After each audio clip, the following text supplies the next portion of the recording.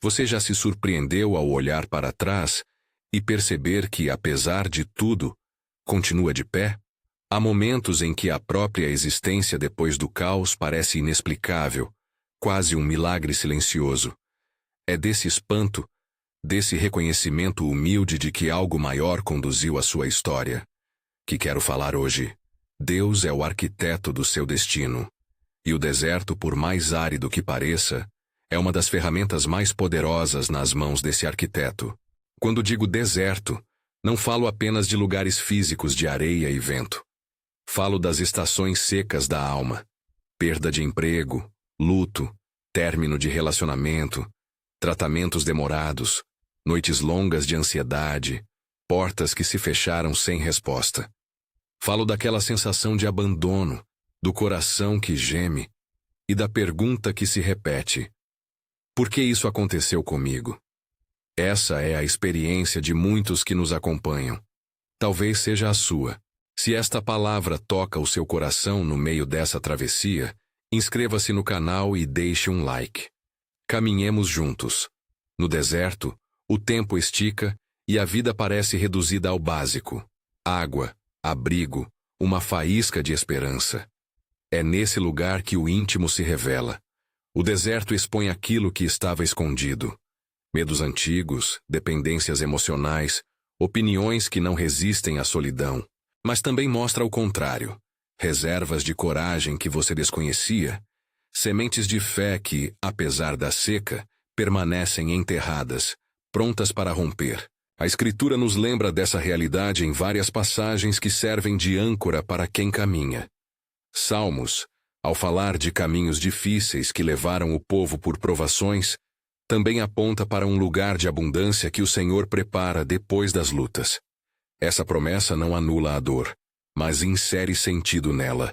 Houve caminhada dura e, ainda assim, houve retorno a um lugar de provisão.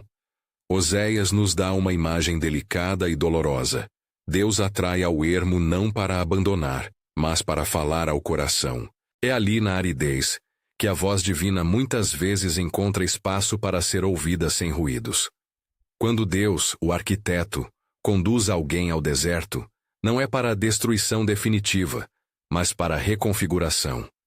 Imagine um projeto arquitetônico. Antes de erguer algo novo, há a demolição do que está comprometido, retirada do entulho, nivelamento do terreno. O deserto faz algo parecido dentro de nós. Ele separa, limpa, corrige posições que dependiam de segurança humana em vez de segurança em Deus. É um verdadeiro processo de reestruturação interior. Há 3 efeitos práticos que o deserto costuma produzir na alma, e vale que a gente os nomeie com clareza. Primeiro, o deserto revela fragilidades. Coisas que funcionavam com base em autoproteção, aparência ou aprovação alheia ficam expostas. Às vezes só descobrimos que dependíamos emocionalmente de alguém quando essa pessoa se vai. Outras vezes, percebemos hábitos que nos consumiam quando já não temos mais a distração. Essa revelação é dolorosa, mas é cura em princípio. Só aquilo que se vê pode ser tratado.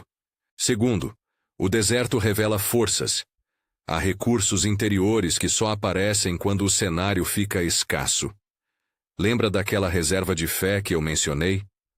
Em meio à seca, alguns encontram coragem para orar com sinceridade, para dizer, não sei, para entregar o controle. Há pessoas que redescobrem habilidades, criatividade, capacidade de perdoar ou de amar de forma mais verdadeira. A experiência nos ensina que o limite aparente pode ser o laboratório onde nascem soluções inesperadas. Terceiro, o deserto promove reorganização interna. É um processo que lembra uma cirurgia. Corta-se o que está comprometido, para que o organismo reconstitua mais saudável.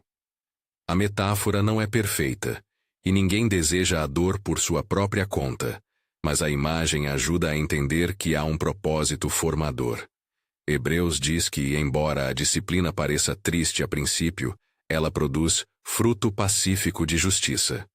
Isto é, maturidade, caráter e tranquilidade diante das pressões. A dor não é um fim em si mesma, é um meio que produz algo bom quando Deus opera.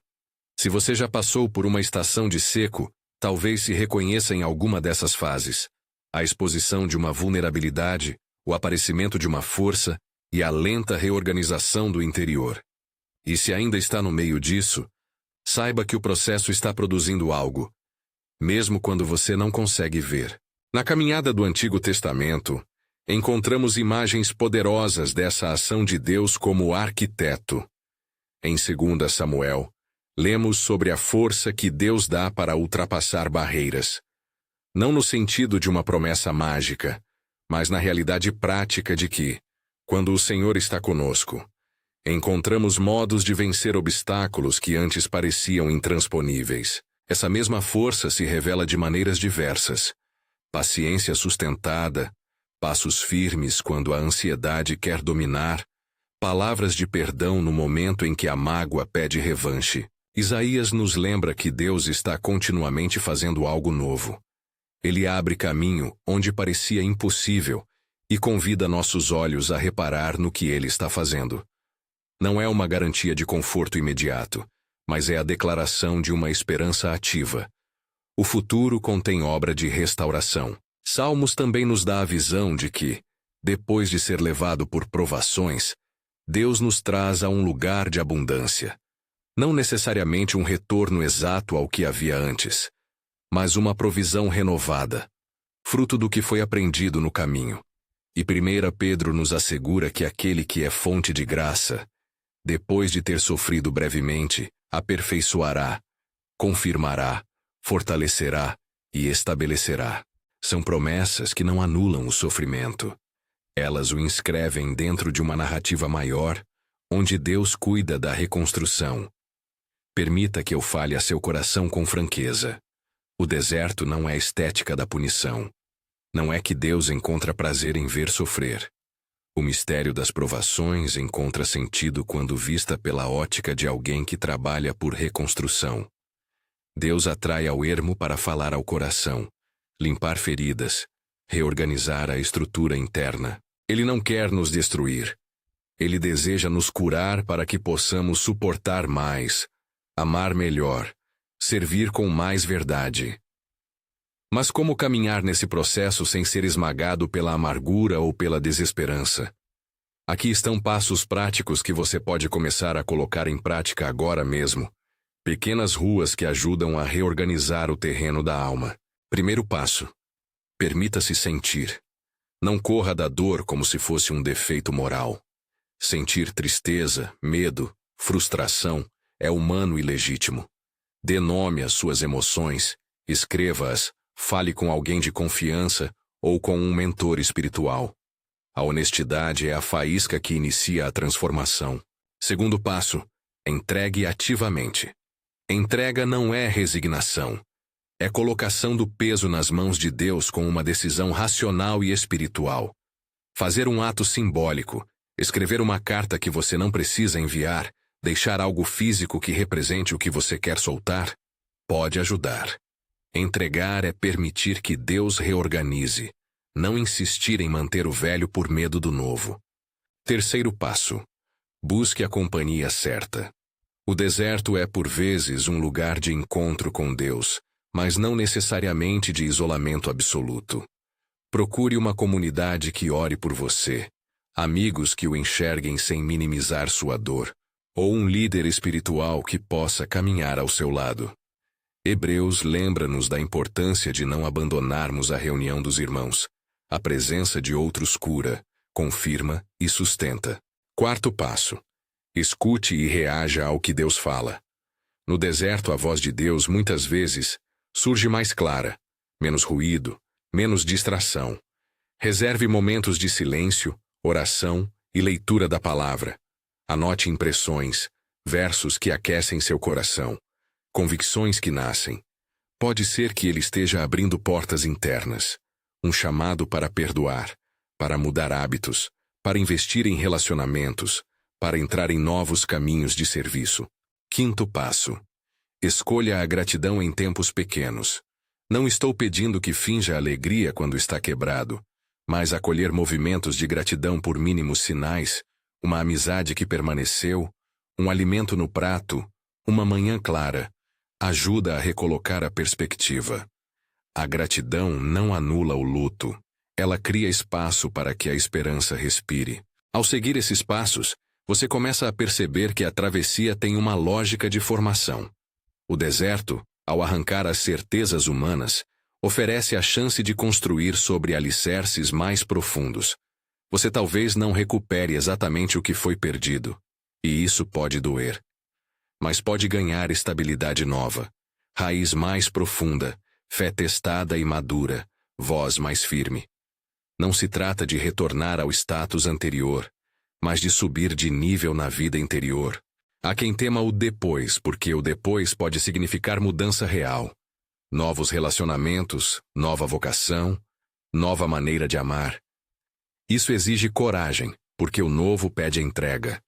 Mas lembre-se, o arquiteto não trabalha sem propósito. Ele já concebeu o que vai nascer da reconstrução. Isaías proclama que Deus faz algo novo. É um convite para estar atento ao que brota, mesmo entre pedras. Talvez você pense, mas e se eu cair de novo? E se o deserto voltar? Essas perguntas são legítimas. A vida pode ter ciclos de seca e florescimento. O que muda depois de uma travessia verdadeira é a forma como você responde. Em vez de se desesperar, você aprende a reconhecer padrões, a pedir ajuda mais cedo, a cuidar de suas feridas antes que se tornem crônicas. A experiência não impede falhas, mas oferece maturidade para reerguer-se com mais sabedoria. Permita-me contar, sem usar nomes reais, uma breve imagem que ilustra esse processo. Imagine uma mulher que perdeu seu emprego e sentiu o chão fugir. Nos primeiros meses, tudo foi silêncio, medo, incerteza. Aos poucos ela começou a escrever. Primeiro pensamentos soltos, depois projetos. Encontrou uma comunidade que ofereceu suporte prático e emocional. Na aridez, suas antigas capacidades foram testadas. Ela descobriu em si paciência, criatividade e empatia. Quando uma nova oportunidade apareceu, não era apenas um retorno. Era um novo chamado, mais alinhado com quem ela se tornou após a travessia. Essa história, que poderia ter sido de desespero, virou testemunho de restauração. Não por méritos exclusivos dela, mas porque algo ou alguém redesenhou o destino. Essa sequência é a mesma que aparece na Bíblia. O sofrimento seguido de reestruturação, seguido de frutificação. Chegamos então ao momento de entregar tudo isso em oração. Não como uma fórmula, mas como um ato de submissão e de reconhecimento. Dirija suas palavras ao Senhor com sinceridade. Você pode usar meus termos ou falar como o seu coração pedir. O importante é que seja autêntico. Senhor, Pai compassivo, venho diante de Ti com o coração exposto. Há tanto que ainda dói. Há perguntas que ecoam e noites que parecem não ter fim. Reconhecemos que muitas coisas nos quebraram e que, em nossa condição humana, nem sempre sabemos o caminho de volta. Peço que nos conduzas pelo deserto não como quem destrói, mas como quem trata e reforma. Fala ao nosso coração, limpa as feridas que guardamos com vergonha, e ensina-nos a confiar quando tudo parece incerto. Dá-nos coragem para soltar o que nos ancora no passado e sabedoria, para receber o novo que o Senhor prepara. Sustenta-nos nos dias de fraqueza. Revela tuas obras no tempo certo. Se, pela dor, precisamos aprender algo que não aprendemos sem ela, que venha fruto de justiça, paz e liberdade interior. Restaura memórias feridas, sara lembranças que nos prendem, e faz do nosso deserto um lugar de encontro contigo. Ajuda-nos a caminhar com esperança ativa, sem falsas garantias, mas com firme convicção de que o Senhor trabalha por nossa reconstrução. Em tuas mãos, consagramos o nosso destino. Amém. A oração é uma trava de alma. Não garante que a dor vá embora instantaneamente, mas alinha o coração com aquele que reconstrói. Depois da oração, tome uma ação prática. Escreva uma carta de entrega. Procure alguém para compartilhar seu passo, ou revisite os passos práticos que conversamos. Não deixe que a oração seja apenas sentimento, que ela gere movimento. Antes de encerrar, quero reafirmar o que me trouxe até aqui. Deus é o arquiteto do seu destino. Ele não desperdiça deserto algum. Cada fase de aridez pode fazer parte do traçado que conduz a uma vida mais ampla. Isso não significa ausência de risco ou promessa de conforto imediato. Significa que há propósito. Significa que a dor pode ser transformadora. Significa que você não está só na caminhada. Se hoje você sente que está sendo redesenhado, escreva nos comentários: Senhor, me faz enxergar a beleza depois do deserto. No primeiro comentário fixado, há um material gratuito para aprofundar essa caminhada. Um roteiro simples para lidar com perdas e passos práticos para a restauração emocional. Compartilhe esta mensagem com alguém que esteja atravessando um vale. E lembre-se, a comunidade cura, sustenta e aponta o caminho para frente. Que a paz que excede todo entendimento guarde seu coração e sua mente enquanto você caminha nessa transição. Que você aprenda a ouvir a voz de Deus no silêncio, a confiar na reconstrução e a celebrar, no tempo dele, o florescer que vem depois da seca. Deus, como um habilidoso arquiteto, desenha caminhos muitas vezes invisíveis no início. Confie na obra em progresso. Vai com esperança. Deus está trabalhando no que parece deserto para fazer brotar vida nova.